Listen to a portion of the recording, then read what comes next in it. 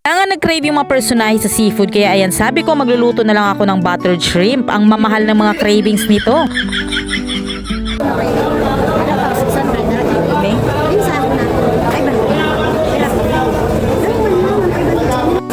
Nga pala ng seafood dyan na hipon mga mare ay nagre-range nga ng 500 per kilo, pero depende sa mga laki dahil meron namang 450 per kilo, 550 per kilo. Pinili ko ay 500 per kilo kaya kalahati lang, so balit 250 pesos lang yung nagastos ko. Mga mare na medyo nagbabay ng presyo ng ating mga seafood dahil yung New Year nga ay nagre-range ito ng 750 pataas. Talaga yung tinaas yung New Year, kaya yung palabok natin mga mare ay menos na din sa mga seafood na toppings. Kung makabili ng hipon ay pumunta agad ako doon sa may kabilang kanto para nga bumili din ng mais dahil gusto ko nga itong haluan ng mais tapos may spring onion at sinabay ko na rin yung pagbibili ng mga kalamansi dahil naubos na. Buyas at saka bawang natin mga mare ay nagpasiguro talaga ako noong New Year kaya madami-dami pa naman doon kaya hindi ko muna dinagdagan. Ay, sobrang ulan talaga dito sa amin mga mare kaya paspasan lang talaga dahil basang-basa tayo niyan. After ko niya makabili lahat ay nag-arkila na nga ako ng tricycle para makauwi na. Pagka-uwi ko mga mare agad na nilinisan ko na yung hipon para mailuto na. Sanay na ako sa ganitong mga senaryo mga mare, kumbaga ihi lang yung pahinga. Hoy, ang isip ha.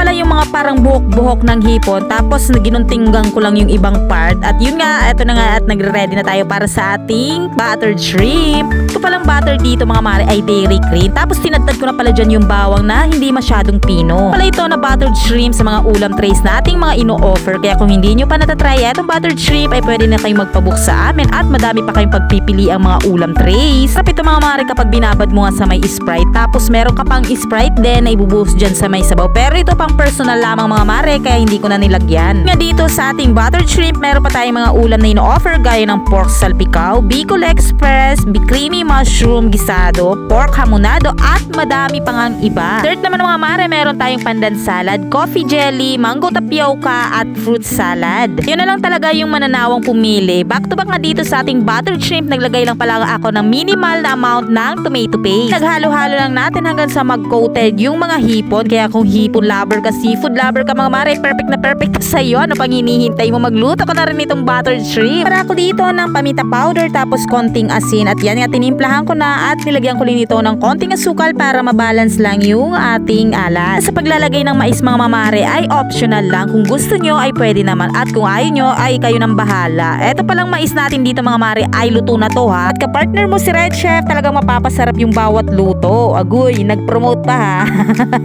Gusto ko talaga mga mare natatakam kayo. Kaya ano pa hinihintay nyo? Pwede na kayong mag-try nitong ating buttered shrimp kung nag-crave kayo. Muna mga mare for today's video. Thank you for watching. Bye!